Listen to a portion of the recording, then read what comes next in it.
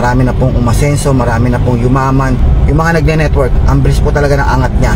Ang dami pong naging Millionaires Club member. Hindi na ho mabilang. Sa grupo ko pa lang po, ang dami na.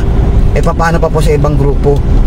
Sa grupo ko hindi na ho mabilang, hindi na mabilang. Ang daming Millionaires Club member. Ang dami nakapag-accumulate na po ng million. Accumulated income. Hindi lang millionaire, multi-millionaire.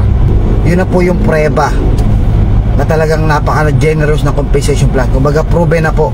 O kaya wag na po kayong magduda, wag na kayong maghanap na kung ano-ano. Kung magne-negative pa kayo kay Live Good, hindi ko alam kung saan pa kayo magpa-positive. Baka dun sa mga fly-by-night platform mag-positive ka.